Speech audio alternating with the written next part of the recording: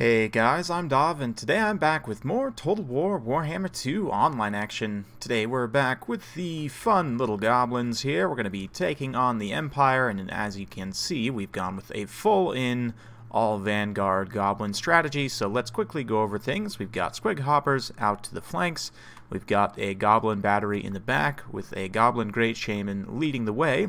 He's got Vindictive Glare and a Curse of the Bad Moon for a nice damage output. We've got Nasty Skulkers and Night Goblins at the front line. Everyone's got some chevrons with the appropriate regiments per down. 3 Night Goblin Archers with the Rusty Arrows, of course, as well as Death's Creepers, Mangy Marauders, and the Moon Howlers. You can see Boris, the leader for the Empire Army, already getting zapped. We've got a front line of state troops with some great swords in the back, a couple Free Company militia as well, Jade Wizard on foot here, Royal Altar of Griffites, and we've also got the Zintler's Reichsguard over on the far side. You can see I'm going all in with the WA up. I'm pretty confident that I can take these Royal Altar of Griffites. You can see they're going to take a ton of shock damage from this charge because of the AP, the buffed up charge bonus and melee attack and everything. My opponent does react very well with an Earthblood as well as, what is that, Shield of Thorns, I believe. And yeah, Boris diving in to try and intercept the AP Gloonies as they rush in just all across the line. Goblins getting engaged here. You can see I'm chasing off the Free Company. This unit of Reichsguard here, the Zintler's Reichsguard up in Vanguard, got caught by 2 units of Squig Hoppers that were, WA active, and because of the AP, and same thing with the Royal Altar of Griffites, but obviously these guys are less elite without the bonus versus large and terror, not going to be able to hold that out. Actually, Squig Hoppers are immune to psychology, so the terror won't really apply there.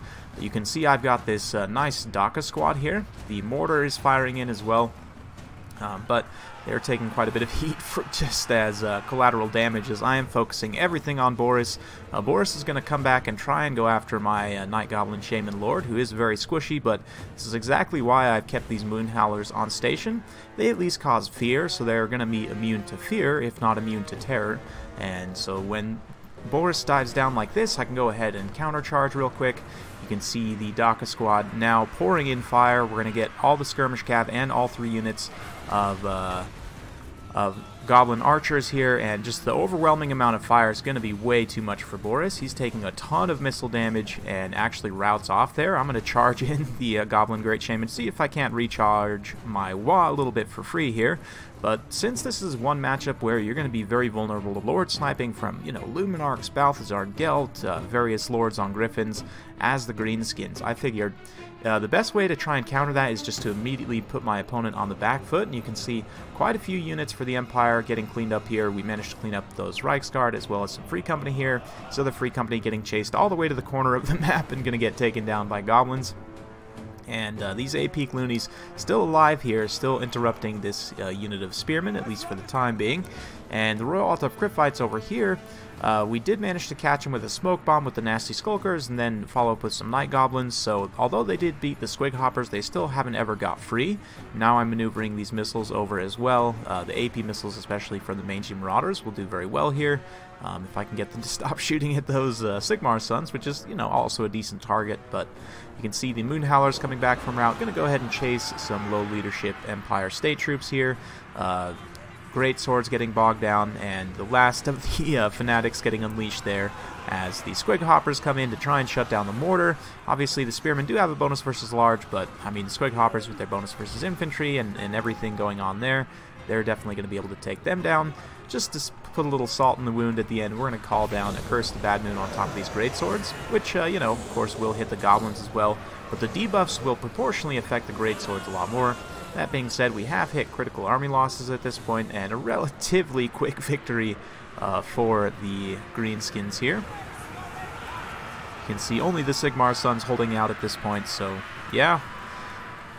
Typically I cast Empire wins, of course being an Empire player and just liking the Empire in general, but this time people tend to counterpick Empire against me on ladder, I guess, to try and take away my best faction to play, which is fair, but sometimes I like to throw together a little something unexpected to surprise an Empire player. And although there are some things about this Empire build that I would personally change, in general fairly solid. You've got your Jade Wizard, Lord on a Griffin, some solid options there. The Royal Altar of Griffites, Zintler's Reichsguard, some decent aspects, but in the face of this overwhelming Goblin Wall, just right in your face, right off the bat, really negating the power of that mortar. And because Boris first tried to countercharge in, and then second, and obviously this was a pretty big mistake, trying to go after the Goblin Great Shaman, because I had such an overwhelming missile presence there in the center, that's kind of the idea, is if they try and go after that very squishy lord, then you can just gun them down real quick. And because my front line was able to win so effectively, you know, the great swords and other units couldn't really push back into the back line. Now, in that situation, what my opponent could have done is, if he had some reserve knights behind his front line, rather than out on the front flanks, then he could have tried to punch through the front line. You know, goblins are relatively light in terms of mass, so even like Empire Knights, if you get a good charge, you can punch through and then go after those missile units in the back line and try and disrupt them. And as they're disrupted, then you can swoop in with Boris or Karl or, you know, whoever, try and deal damage that way. Obviously, if you take Balthazar Gelt with Final Transmutation, you don't have to get involved in melee, although you do have to get relatively close. Final Transmutation doesn't have the longest cast range in the world, but you don't have to get, obviously, nearly as close as Karl or Boris. But yeah, in terms of the army breakdown here, you can see frontline goblins did quite well. The Goblin Daka squad didn't really get too many kills, but obviously they took down Boris, so that in and of itself very effective. These Squig Hoppers out in the flanks able to beat down the Zentler's Reichsguard, as well as, you know, beat down a unit of Free Company, and then come in and clean up the mortar and everything at the end. So very cost effective with that WA active in that initial phase, and that's one of the reasons why I like to go with that full Vanguard with the Greenskins, because obviously I'm trying to think through. I don't think the Empire has any abilities that cause ability recharge time to be able to prevent you from casting WA, but a lot of other factions do. You know, Vampire Counts, Vampire Coast, High Elves, Lizardmen, multitude of factions. I believe, Tomb Kings, there are a few others. I don't think the Empire do, just thinking through the lores of magic they have access to.